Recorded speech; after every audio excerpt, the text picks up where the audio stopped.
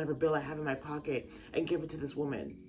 And I'm hoping that woman, whoever you are, I'm hoping that you're doing okay. And I'm sorry for walking past you and not helping.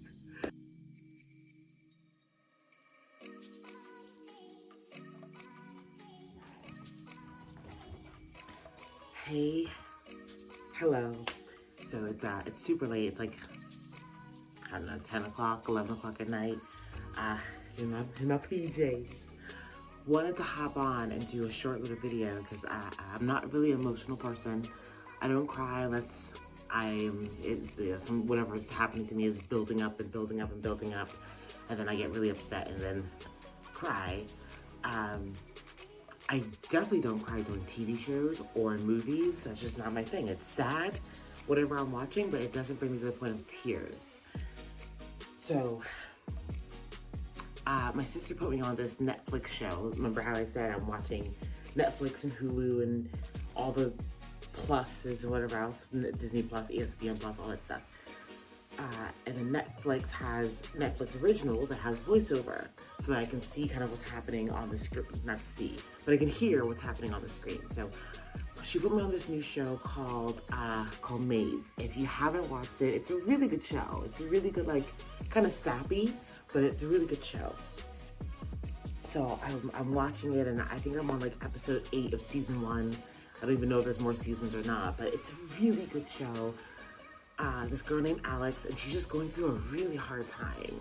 She has an emotionally abusive boyfriend, I think they're boyfriends, a bipolar mother, an abusive father, and she's trying so freaking hard to just make it work for her and her daughter Maddie. She left her husband or boyfriend, whoever, one time, went to a DV shelter, which is a domestic violence shelter.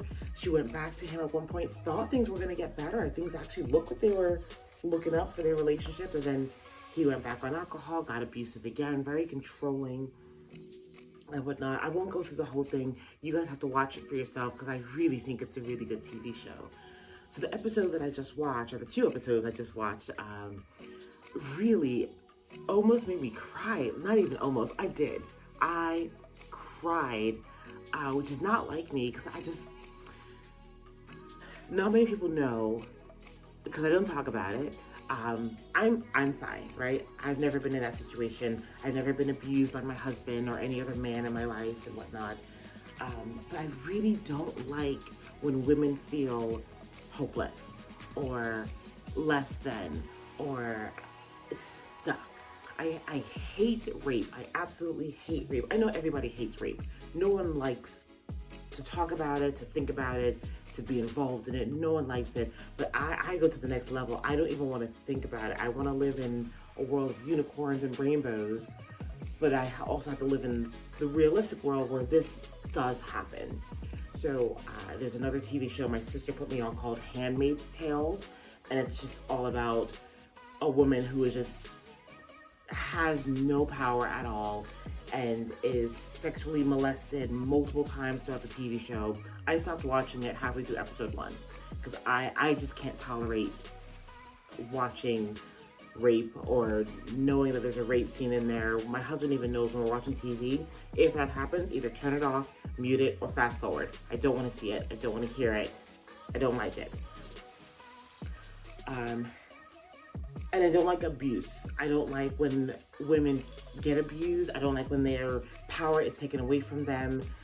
I just don't know what it is about my DNA, my makeup, my past. I don't know what it is, but those 2 things, they really get to me.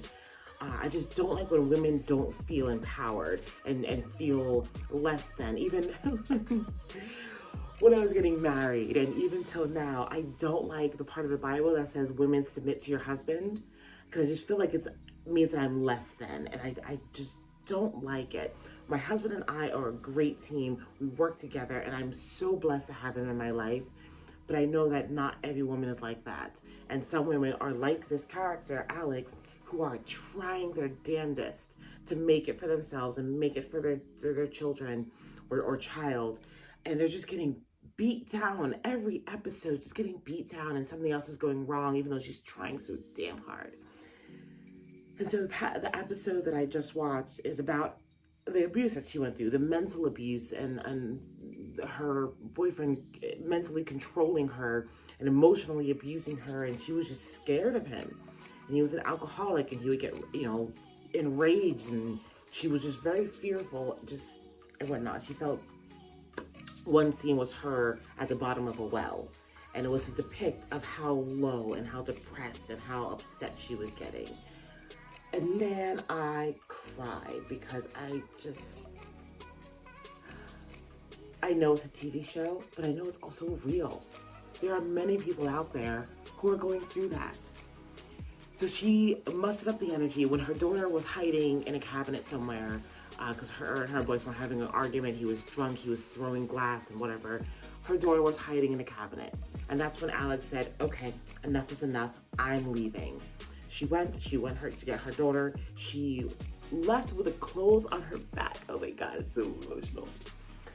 She left with the clothes on her back, called a friend from a gas station using some random person's phone, and asked to just call this one person that she could somewhat rely on. And then that person came, picked her up in the middle of the night, brought her to the domestic violence shelter, and she stayed there for a period of time. And you can slowly see that little ray of light, little ray of sunshine coming back to her. She stayed in bed for days on end and whatever, but eventually she started eating. Eventually she started going outside. Eventually she started talking to other women that were there, and the shelter helped her get a phone, get more clothes, get food, get things for her daughter, and the shelter really helped her out. And I'm so emotional. So I'm thinking to myself, dang, Jen, what can you do? Like, if someone came to me in a gas station at 10 o'clock at night saying, hey, can I use your cell phone? I said, hell no. Can you use my cell phone? Who the hell are you? I'm going back in my car because I feel, I don't know, danger, stranger danger. But what if it's like Alex? What if it's just somebody who just really needs to use a cell phone because they're trying to escape whatever situation they're in?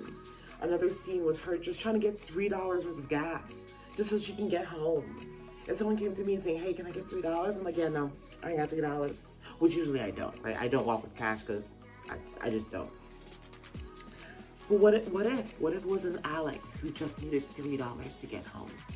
Because her child was in the back seat and she had no money anywhere.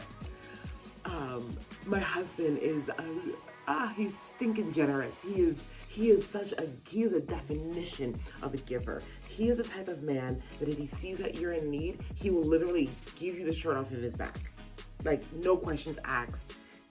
He will give you whatever you need. And that's just, I love my husband. That's just who he is.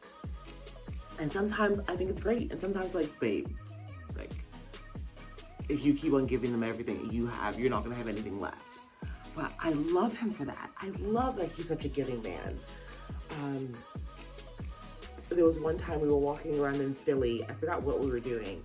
And I think we were on our way back to our car from whatever. It was years ago, before we had our child. And there was a homeless pregnant woman on the floor, just begging for change. And I shame on me, right? Complete shame on me. When I see this, I just keep walking. I keep walking. I pass by. One, because I don't walk with cash. And two, just because I never know who's actually in need and who's just faking it. Or who's like, I don't know, addicted to drugs and you got yourself in a situation. Or who's just really like an Alex and who's just really trying. So my husband doesn't think about that stuff. He just saw a pregnant woman, skin and bones, other than her womb and her belly, skin and bones on the side of the road asking for money. And he took $20 out of his wallet and gave it to her. And it was so enlightening. It's like, oh my God, my husband is such a giver. For me to just walk past and just like, all right, I didn't even see it. I didn't even think about it. I just was walking to our car. And he's like, no, let me take the last whatever bill I have in my pocket and give it to this woman.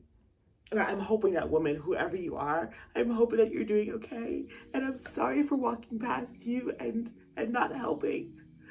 Um, so this TV show is like, oh my God, I'm crying. This TV show kind of it's really getting to me. Because I do that so many times, and I walk past somebody, or they ask me for money, or they ask me for help, or to use my cell phone, or whatever, and I'm just like, oh, stranger danger, no. I don't have money, I don't have a cell phone, get out, I'm going back to my car. And I'm just, shame on me for doing that. No, I'm not going to open my door and let everybody live with me. I'm not going to give away my entire bank account. I'm not gonna do that because I still need to be okay for me and my family. But this TV show kind of really drove home, saying, Jennifer, you are a financially stable person. Your family is okay. Your daughter will never go hungry. Your daughter will never know an abusive relationship, or she'll never know the hood. She'll never know the ghetto. She'll never know the struggle.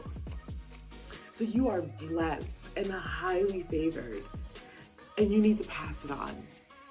You need to pass that blessing on. And so one thing I did recently, but I'm hoping it worked out for that person, is I have tenants, right? I have rental properties and I have tenants. And if this one particular tenant has just been an amazing tenant for a year now, re-signed her lease for another year. I don't know her situation. I don't know nothing about her. I actually never met her. Long story, but I actually never met her, but she's been an amazing tenant. And one thing that I've always wanted my mortgage company to do for me, that never happened, is give me 1 month free. So I wrote a little coupon and I put 1 month free on it, and I mailed it to her. And I said, listen, you have 1 year to use this coupon. Whenever you want, whatever month you want, whether it's the holidays and you just want extra Christmas presents for your kids, or your cars break down, or you just want extra money in your pocket to splurge on clothes, whatever, I don't care. But here's 1 month free. Just take it, use it, mail it back to me whenever you're ready. And I really hope that I know she's appreciative of it.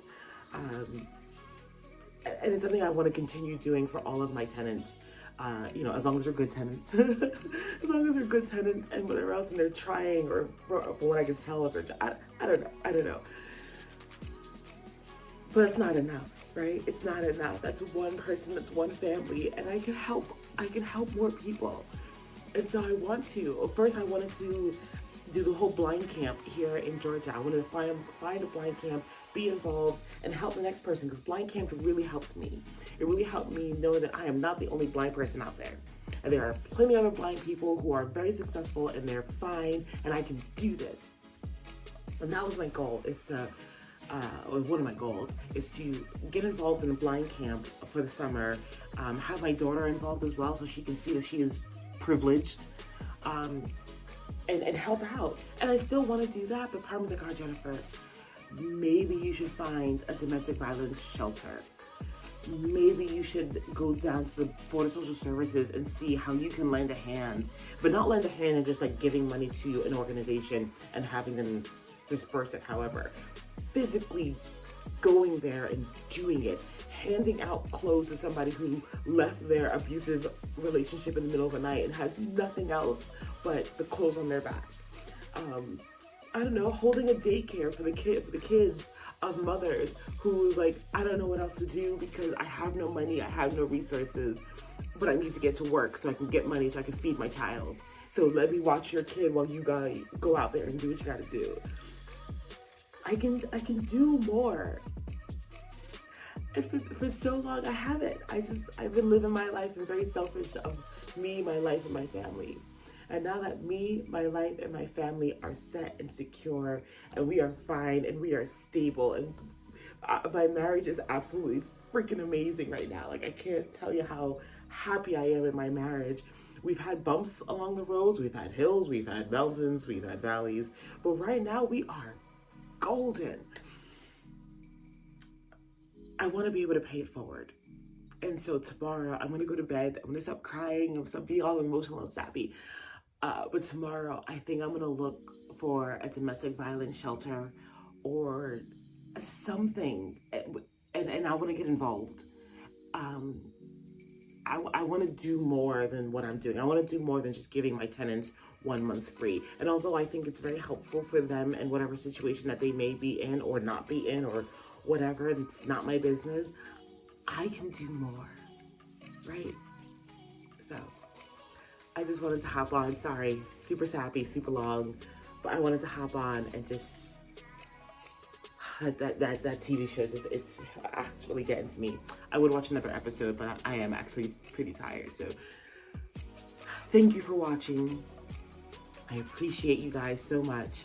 I just to let you guys know, pay it forward in whatever way you feel is necessary or whatever is within your capacity. For me, I'm very much into just blind people problems and making sure the next blind person know that they are not incompetent, they are not handicapped, they are not disabled. You can do a lot even with any type of disability. But I also want to make that person, that woman out there know that you're not alone, right?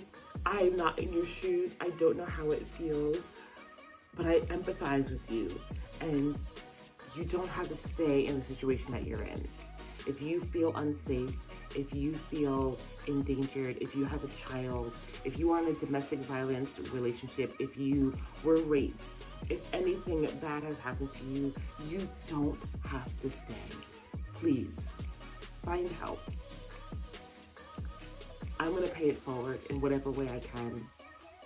So if I see you out there, just know that I'm doing this from my heart. But you don't have to stay there. Call your local police. If you don't have a phone, just leave. With clothes on your back, there is help out there for you. I appreciate you for watching. Thank you.